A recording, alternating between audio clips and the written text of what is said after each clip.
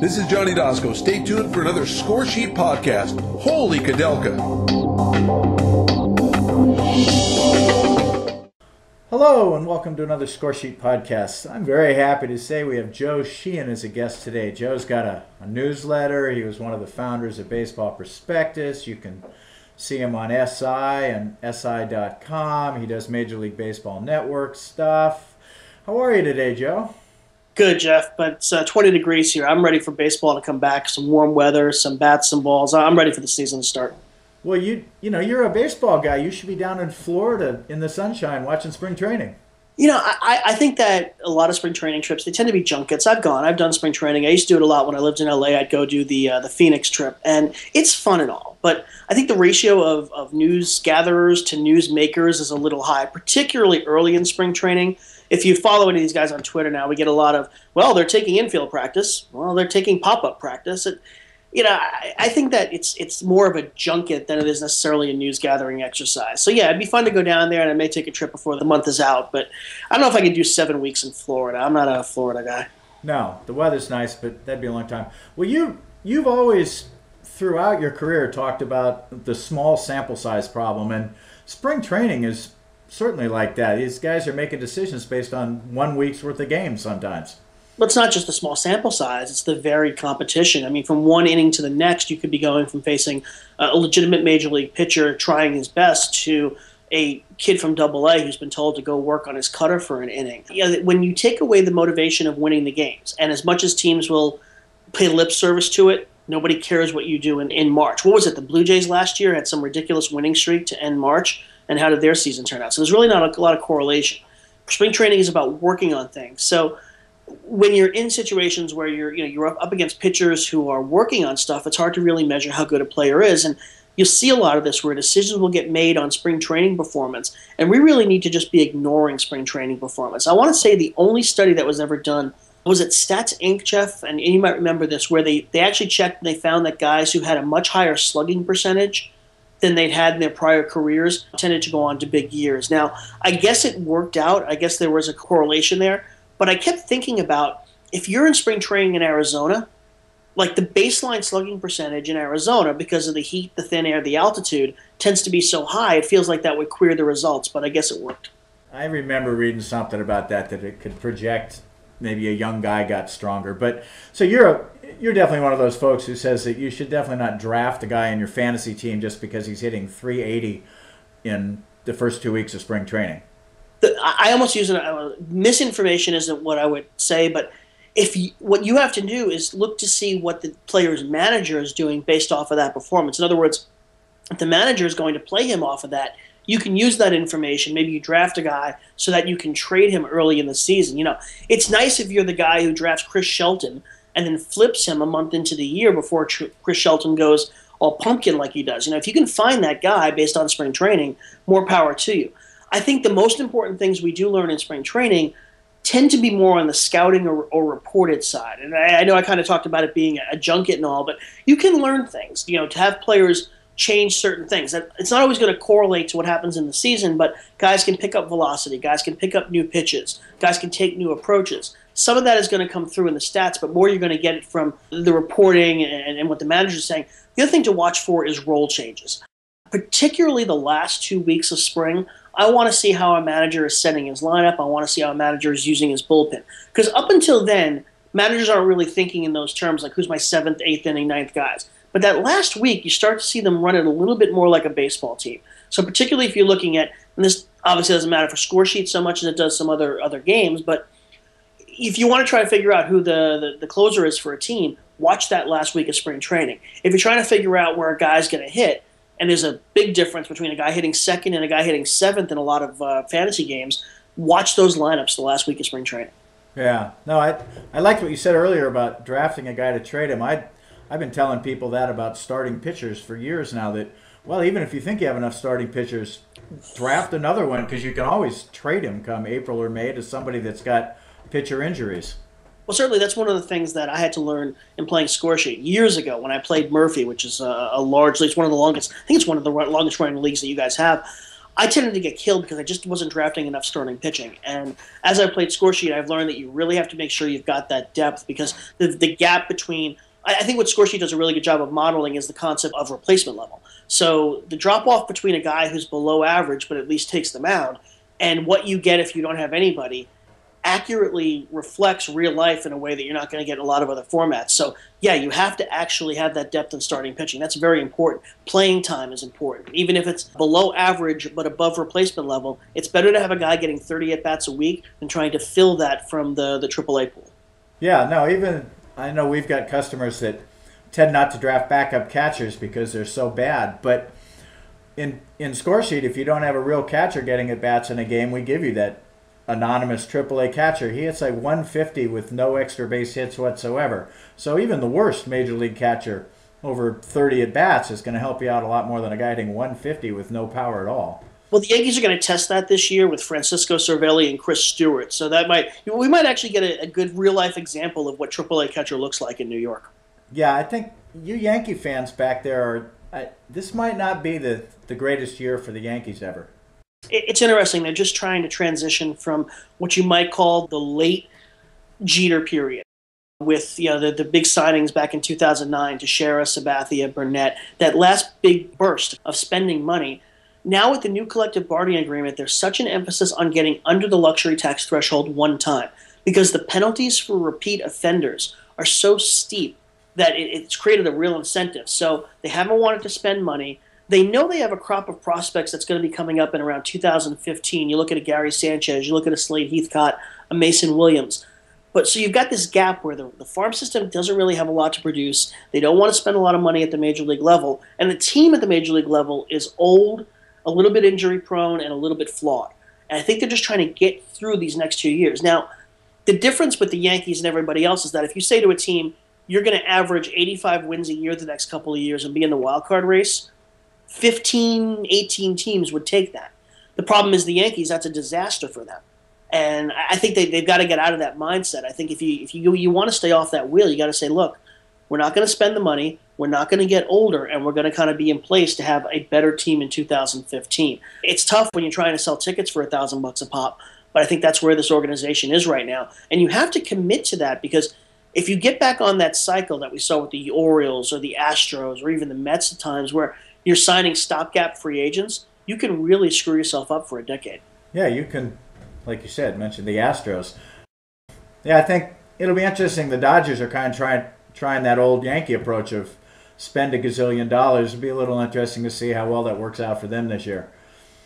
I'm fascinated by what the Dodgers have done. And I know we've seen that it's the broadcast money that's driving a lot of their decision-making. But I really believe that if you look at the age of Dodger Stadium and the redevelopment of Los Angeles downtown, I've always felt like there's a ballpark coming there. I don't think you can buy that team for $2 billion and not expect to get a new ballpark in the deal at some point. So I feel like maybe not in the short term here, 3 to 5 years, but maybe in the next decade we're going to see a baseball stadium in downtown Los Angeles that's going to further justify that $2 billion purchase of the Dodgers. But in the short term, they're running the payroll up. They're going to pay the luxury tax.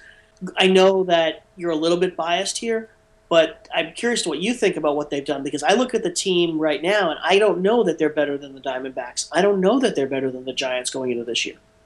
I think the Dodgers are not certain to run away with baseball like people say. I guess I'm just not a Zach Greinke fan to the extent some people are. He had that one really good year about 3 years ago, and other than that, he's in the upper level of pitchers, but he's not a Clayton Kershaw in my mind. And Adrian Gonzalez didn't look very good after he came over from Boston, and Carl Crawford is who knows, and Hanley Ramirez is a question mark. As a Giants fan, I'm hopeful that the Dodgers fall flat on their face.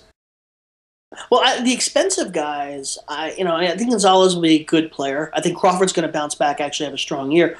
But I look at the rest of that roster. I mean, A.J. Ellis, it was a nice story last year, but he's not an everyday catcher. Mark Ellis at second base.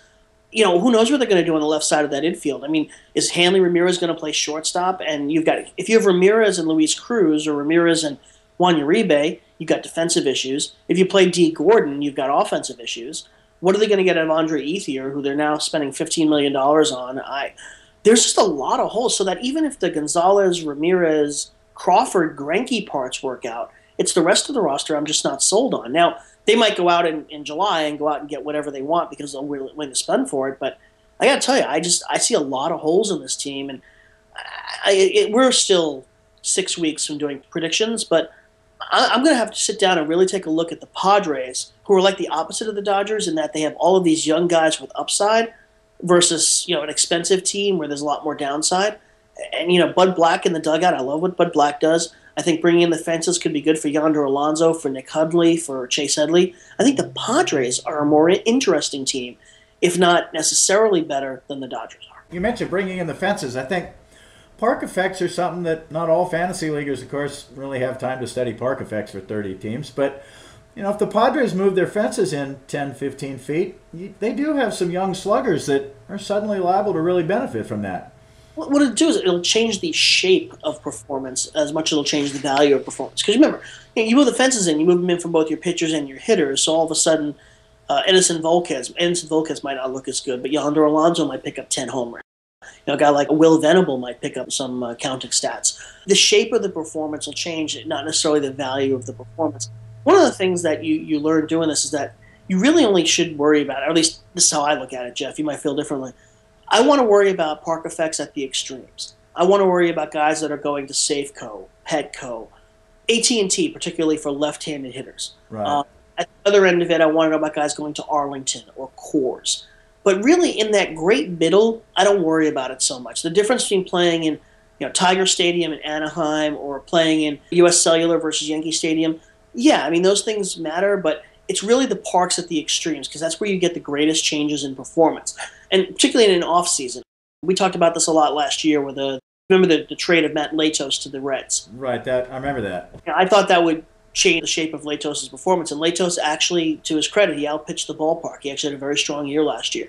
It helped Volquez a lot going to San Diego. Jason Vargas went from Seattle to Anaheim. The Angels traded for him. Anaheim's a good pitcher's park, but Seattle last year was one of the great pitcher's parks we've seen.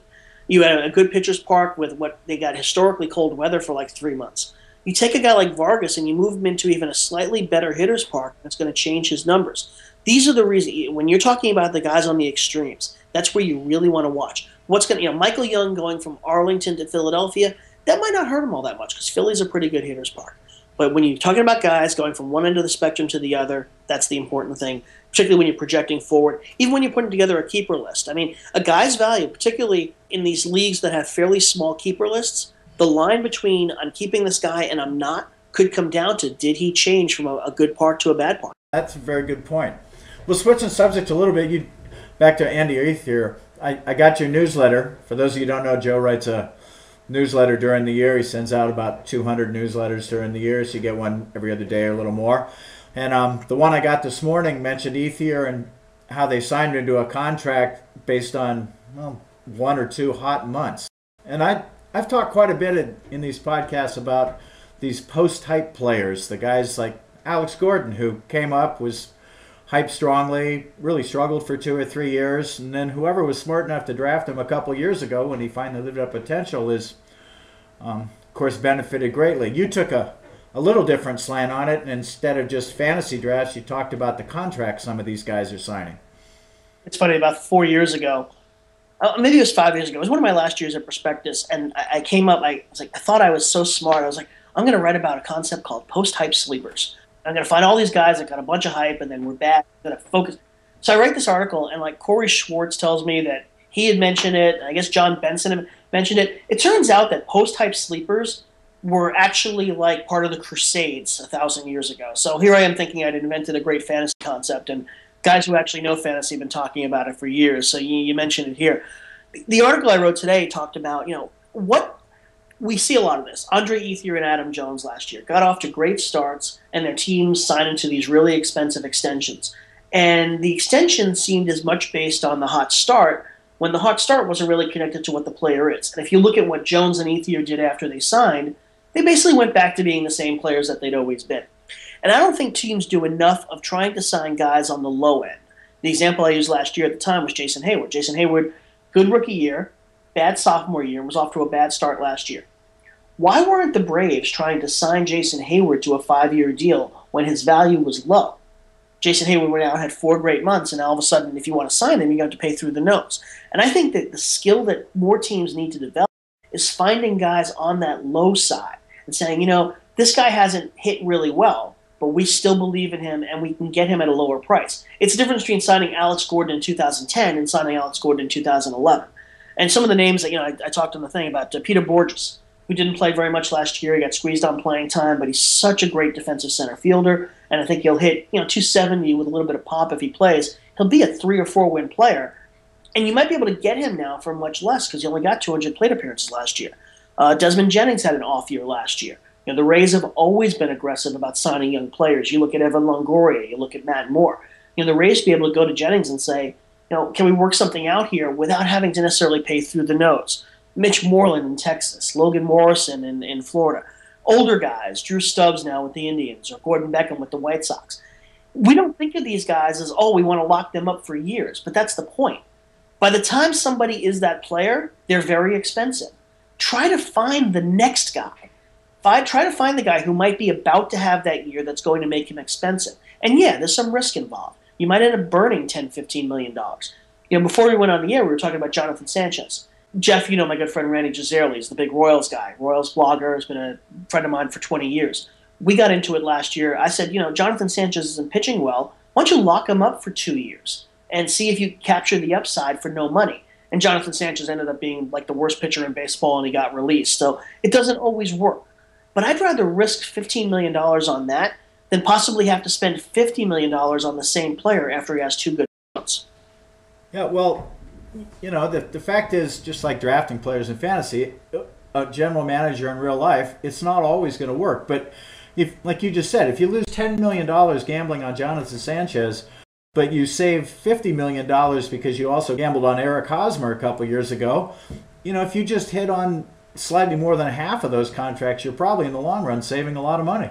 I think about the first crop of these with John Hart in the 1990s.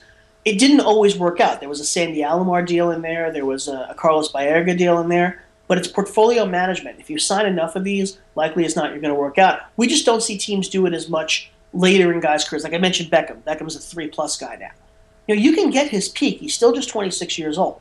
And likely as not, if they announce tomorrow that the White Sox signed Beckham to a 3-year, $15 million deal, people would like, are you insane? Gordon Beckham's been terrible for 3 years.